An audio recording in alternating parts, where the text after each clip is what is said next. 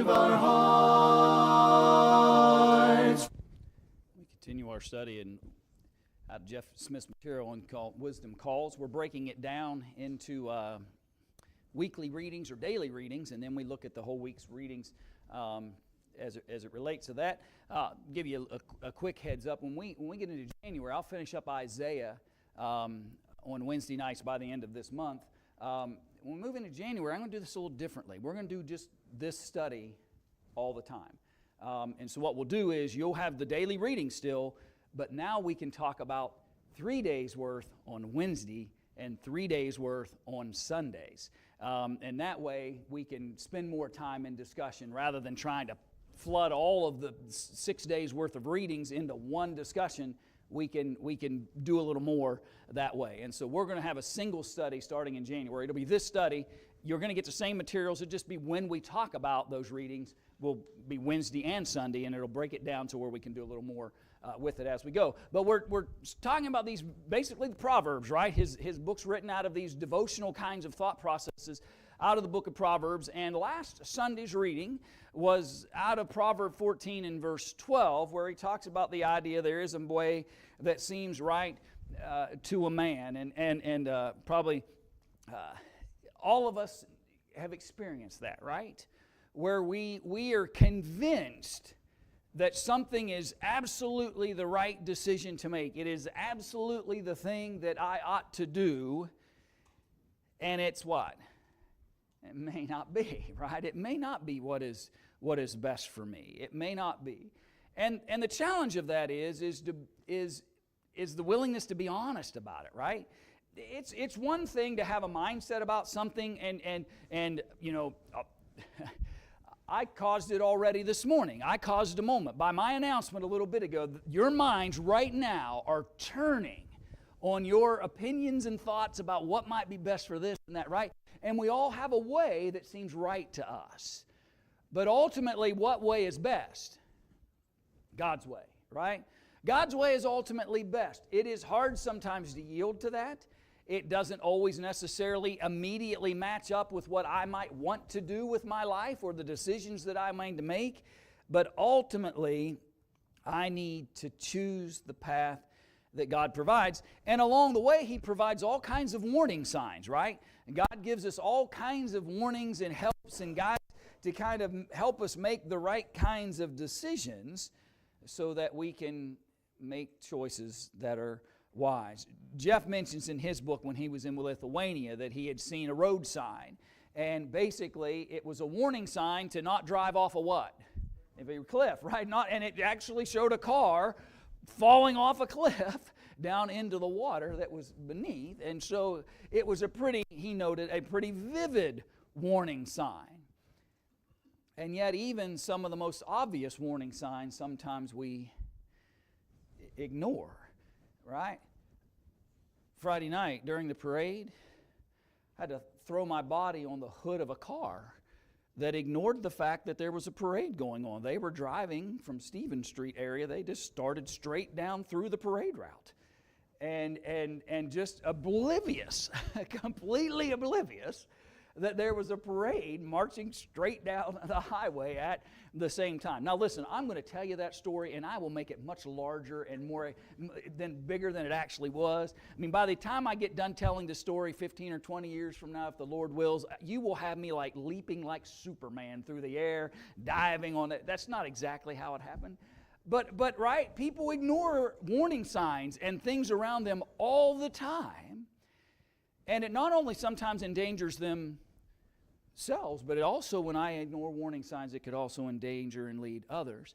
It's one thing to say, well, if it happens to me or if some consequence falls upon me because of my decision making, then so be it. But sometimes my example and influences lead people to what? Lead them in the wrong directions and to make the same mistakes and choices. And so I have to be very careful. The full text says this out of Proverb 14:12. There is a way that seems right to a man, but its end is the way to death. And we have to be cautious about those warnings. Notice what he said in the book of Jeremiah. Jeremiah 10, verse 23. I know, O Lord, that the way of man is not in himself. Proverb writer, slightly different, right? He just kind of states as a matter of fact. It is not in man to choose his own path, and the way that he chooses often leads to destruction. Jeremiah's a little different. He's humble enough to know it, right? I know, O Lord, that the way of man is not in himself. That is not in man who walks to direct his steps. Left to our own devices, will we always make the best decisions? No. How do we know that? You don't have to be. You don't have to give me your list, right? We all got a list we could write. How we know that when left to our own devices, mistakes are made.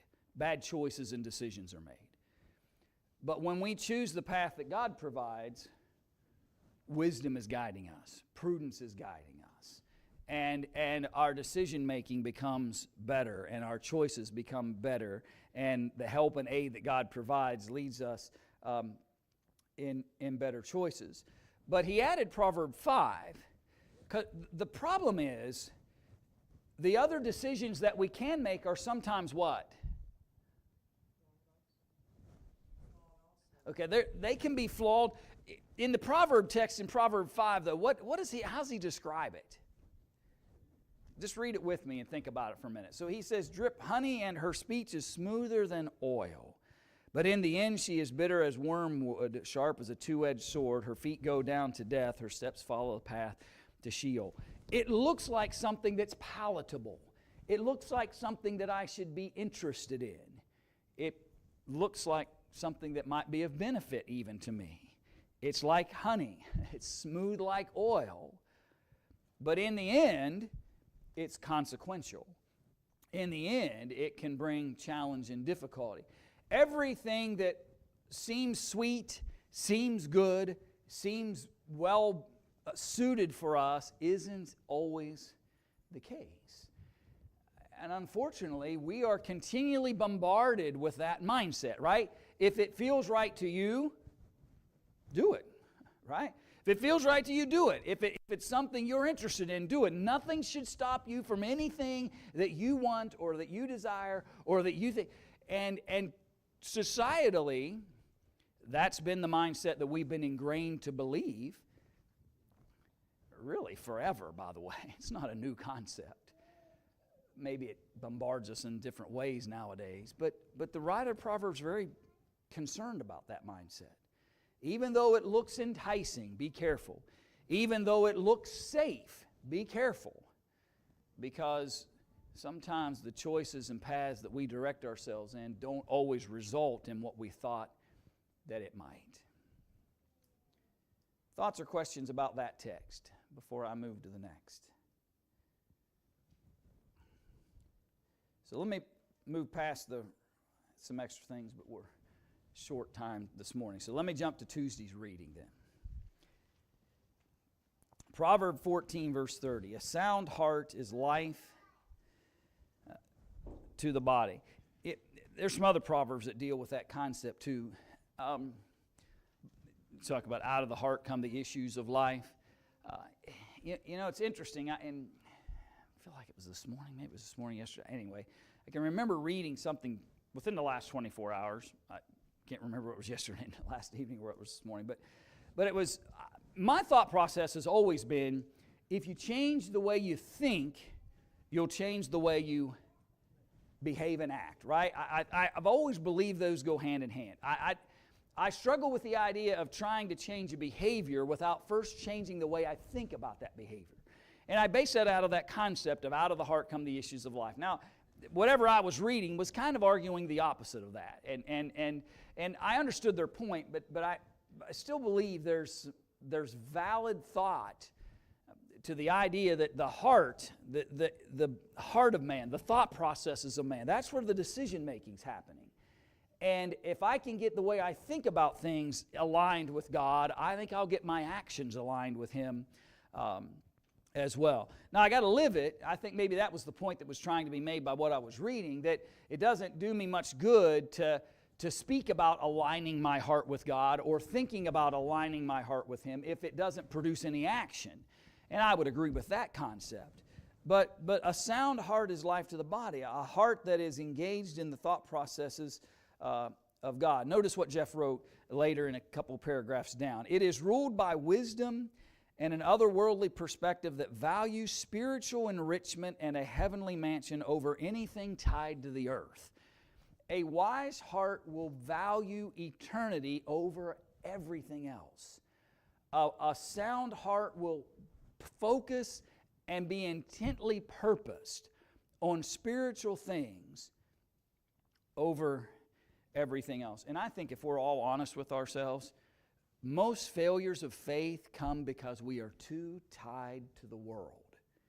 And I think that's just a legitimate fact for all of us. In our moments of challenge, in our moments of weakness, when we step outside of the boundaries of what God would desire from us, generally speaking, it happens because I've made too strong a connection to earthly things. And really the only way to change that is to stop being focused, heart, mind, soul, on things of the earth and get my heart, mind, and soul focused on spiritual things.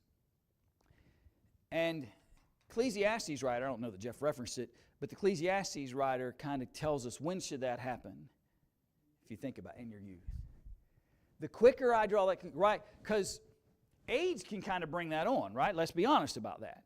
As you get older and you begin to come to certain realities about age and life processes and how we draw closer to the end of our lives and we begin to realize that connectivity, you know, it challenges us sometimes to become focused on those spiritual things. But the earlier the better, right? Because it's possible that I might reach a point where I've rejected it and never built a heart for God ever, and then have no interest whatsoever at any point in time in my life to build that sound heart in relationship to the Father. It brings peace. It gives us comfort. That sound heart allows us to address challenges and difficulties in better ways. It's just something that all of us should strive to focus upon and build.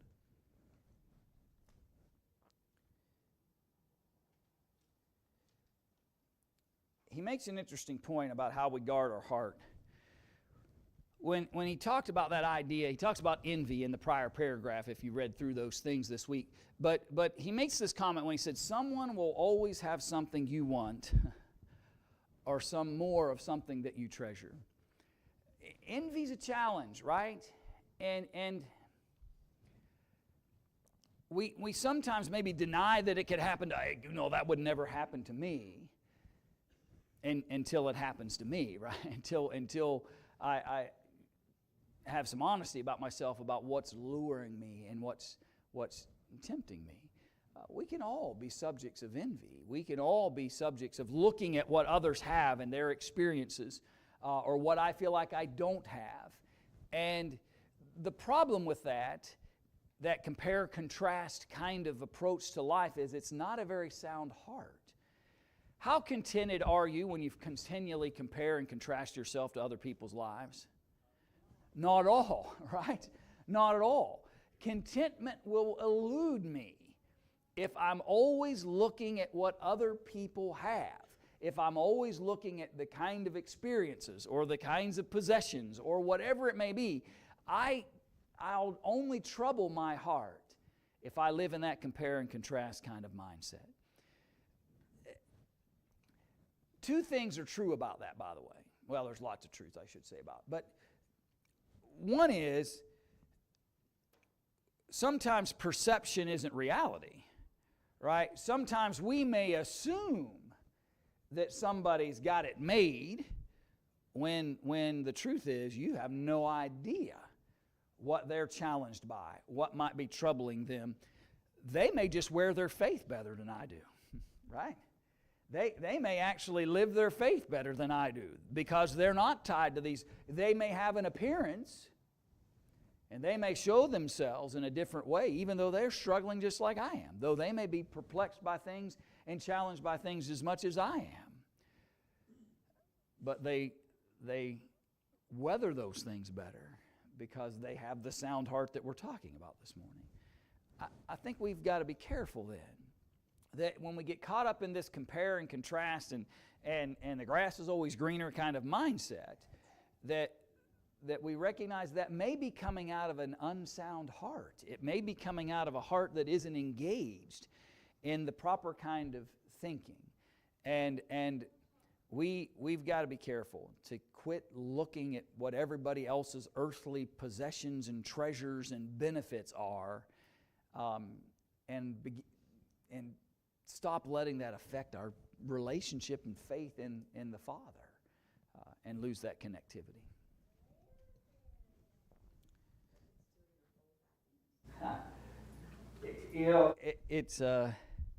And so let me throw that phrase at the end of that context that Jeff said. He mentioned a sound, godly heart is one that is free of envy. And when that envy and that discontentment is there, it robs us of the joy and happiness that God would want. And the problem with that, and let's pursue that for a minute, and the reason for that is we've convinced ourselves that happiness is connected to what? Stuff, things, earthly things. We're convinced that if I have these earthly things, that happiness will just naturally follow. When true joy and true happiness and true contentment comes in relationship with the Father. Faithfulness to the Lord. And that's the intent of these Proverbs, to remind us and encourage us to appreciate that if you're trying to pursue happiness in earthly things, it will always fail. You and I will always be discontented.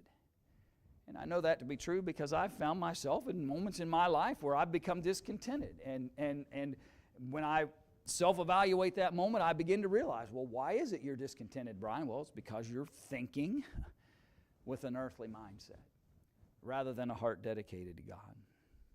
I feel that the things that I have in this life are nothing more than blessings from God. Yeah. That's my own. Yeah. If we'll remember that nothing really is ours, we are stewards over what God has blessed us with, and the parable of the man who just keeps building bigger barns, right? It comes to mind. He was convinced that he could, if he just kept building bigger barns, he could store all his stuff, and he could then just sit back, eat, drink, and be merry, because there's no way you could ever eat through all of this storehouse worth of things. And he forgot that one more important thing, and that is whether his soul was ready for life to be done. And I think you're right, Gary. If we'll remember that we don't really possess anything. We are merely stewards, and whatever that stewardship is based on the blessings that God has provided. And that's an important thought process, I think, that we've got to honor in this discussion. Nothing brings that to mind more than when somebody passes, and all the things that they have, the house, the car, and so forth. Yeah. When they're gone, you just sell it, and now it belongs to somebody else. Yeah, it becomes somebody else's stewardship, and I think that, but it is a very eye-opening moment, right? And what seemed important, all of a sudden doesn't seem so important, does it? In that moment, you know, what seems so important in life, this collection or this even this heirloom or whatever it might be, maybe seems so important in the moment, but when the life is gone, then now all of a sudden you realize what was really important was the connection and the relationship and those kinds of things. And all the other stuff is just that. Blessings and benefits that God has given us to be stewards over, but all earthly, and of not the value that we often place upon it. So let's look at our last text then. Thursday and Friday's readings came out of Proverb 14.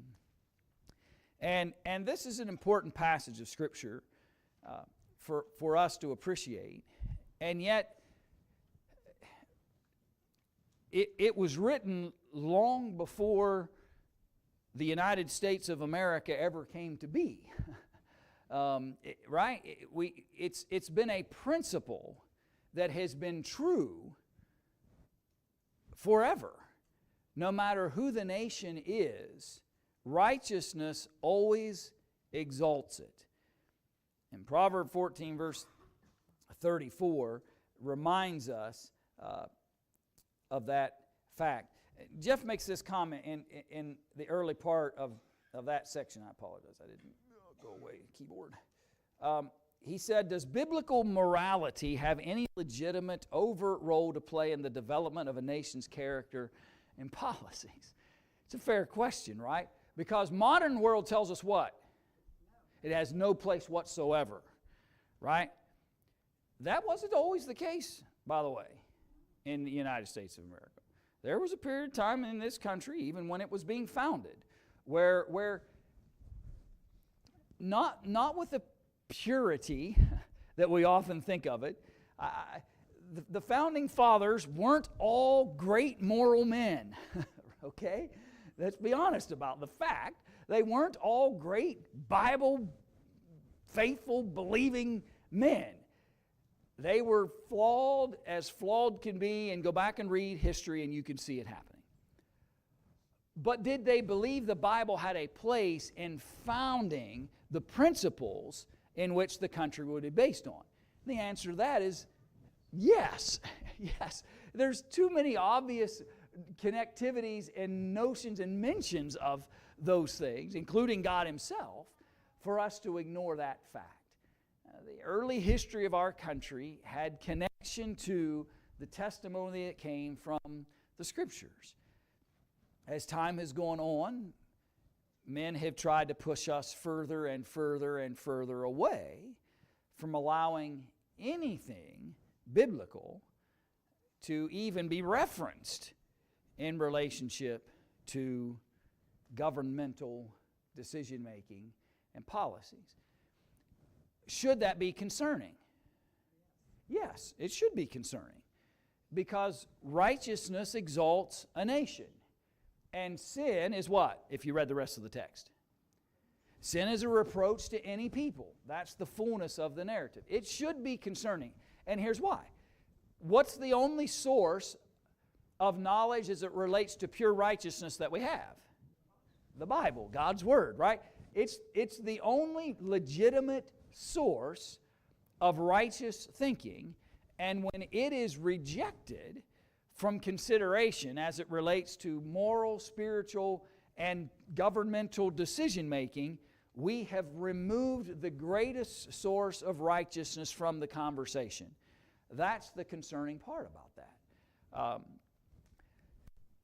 We, in one sense, need to stand up, maybe, more so, as believers, and make sure our voice is heard in that conversation, that the voice of the believer isn't shut out of that conversation, and that we do our best to interject the righteousness of God into situations that we can.